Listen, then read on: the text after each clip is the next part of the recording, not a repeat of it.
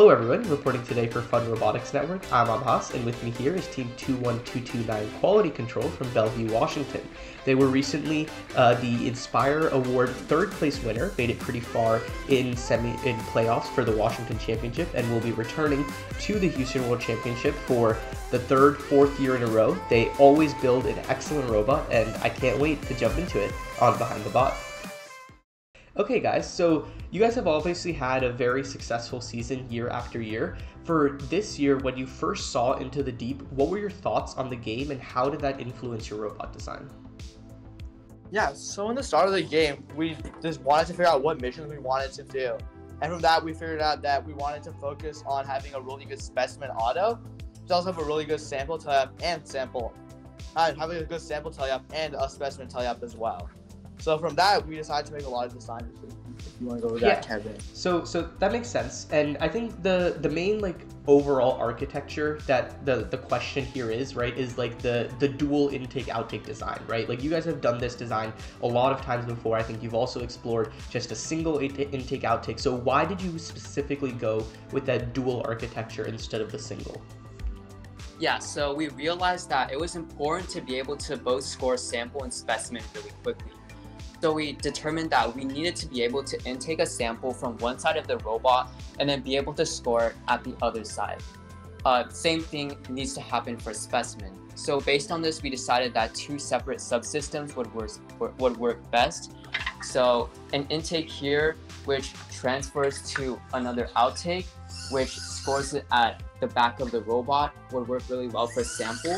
While on the other hand, something that intakes the specimen from the back of the robot, then scores it in the front, would also work really well, as it would minimize the robot turning and make driving from intaking to scoring as smooth as possible.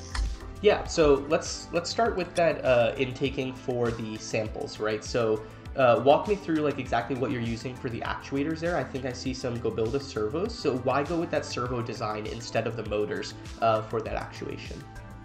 Yeah, so on our intake, we have two servos powering these noodles. We chose to use these Gobilda servos as it was simple and lightweight for our robot, and we didn't want to try using a motor to gear up these two noodles, as using servos was the most simple and efficient way we could get this intake working. But as far as sensors are concerned there, what sensors are you using in your intake specifically for that sample collection and detection? Yeah, so we're just using this color sensor right here, and this will give us both distance and color, which allows us to check the presence of the sample as well as its color. Mm-hmm. Got it. And so, I think one thing I see from you guys every year is just tons and tons of iterations. What do you think was the most useful iteration you made on your intake, and what did it do for you? Well, one thing that you should keep in mind with this robot is that this is the first robot we built this year, so these are a lot of our early season designs. And so we chose to use these servos here because it's the simplest, easiest to implement solution. But later on, we actually built a motor-powered intake, and I think we're going to bring that onto this robot to really improve the intaking capabilities. Mm-hmm. That makes sense. Now, going on to your transfer mechanism itself, can you walk me through how that transfer happens and if there's any sensors involved there, or it's just all timing-based automation? Yeah, so when we first came up with this robot, we wanted the transfer to be as simple as possible. So the intake just flips up and delivers the sample into this deposit bucket with a pretty high error margin. So we wouldn't have to worry about whether the distance was exactly precise. Mm-hmm. And so now going on to your sliding system, I know you said you have the two separate mechanisms for specimen and sample. So are those on different slides entirely, and how come if so? Yeah, so these two mechanisms are on entirely different slides. We have this first slide for our sample deposit and this second slide for specimen. Oh, yeah, as I mentioned before, we wanted to score both items from one side to the other side. So in order to get the dimensions right, we had to use two separate slides. Also, one thing nice about splitting these up is that these are all super light. This is just one small servo. It's pretty much contributes to the weight, which allows your slides to move really fast. Yeah, and that's actually very related to the second question I'm asking. Like, I think a lot of teams we see like always run like 2 slide systems, right? Like right together with each other and linking them together. Did you guys try that at first, or did you just start with the single slide system and realize it was light enough, and so you never had to beef it up with the double slides? We started just using 2 separate slides, and we worked out it, and we found out that it works actually really well for us. So we didn't try using 2 slides on this robot. Okay, and as far as actuation is concerned, is each slide just single motor powered, and if so, what ratios? Yeah, each slide is single motor powered by 1,150 RPM load. So yeah, it's not at any specific gear ratio. It's just a 1-to-1 gear ratio with these bevel gears here.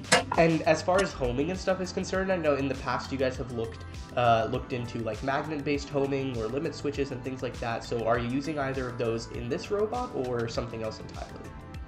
Yeah, so I think our homing in this robot is actually like pretty unique and really useful for a lot of teams. So the way it works is we basically use the current sensing capabilities of the control hub. We drive the slides down until the current spikes above 5 amps and the velocity reaches 0. And this basically uses the fact that the slides have like a physical end stop, and it only uses like the motor's inbuilt sensors to home it really, really accurately. Got it. Yeah. And so with that, was there any sort of like repeatability or reliability testing you guys, did while you were going with this current-based homing, or it just was good enough so you didn't really have to push it too hard? It was just good enough. It worked really well. Okay. Got it. And is this something you're using for like all 3, both the deposit slides and your intake, or you're using other sensors as well? We use it for our deposit slides and our hang slides. Our intake is driven by servo linkage, so it doesn't need any homing. Got it.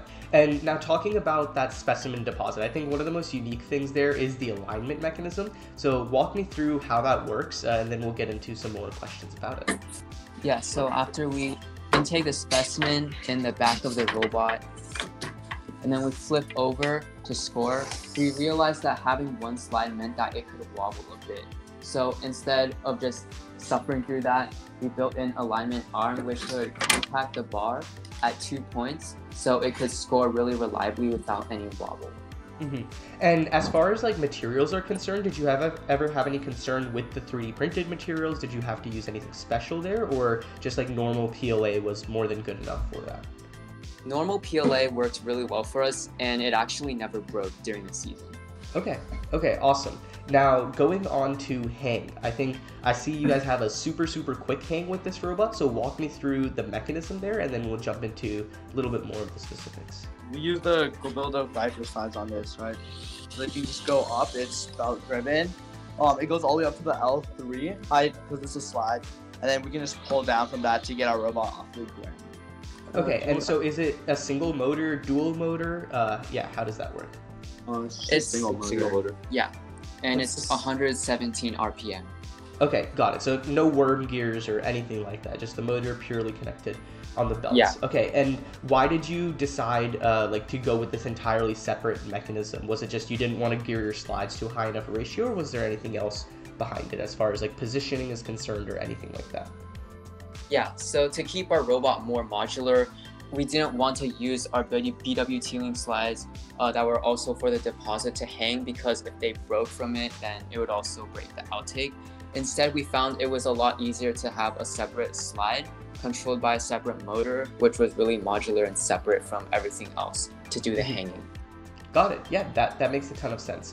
Now, as far as game strategy is concerned, you guys are always kind of like a do-it-all team on the field, but with this robot in mind, was there anything specific you wanted to target when practicing, or again, was it just kind of practicing both?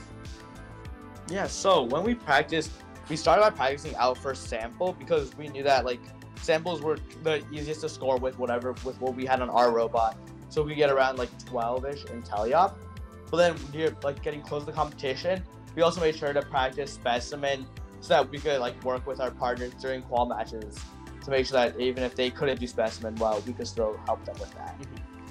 Awesome. Yeah, and I think the last question I have for you guys is about autonomous. So I feel like every season, and this season more than others, I see you guys have like 20 different autonomous programs, and like they're all super reliable. So what advice do you have for teams on having so many but also so robust autonomous programs?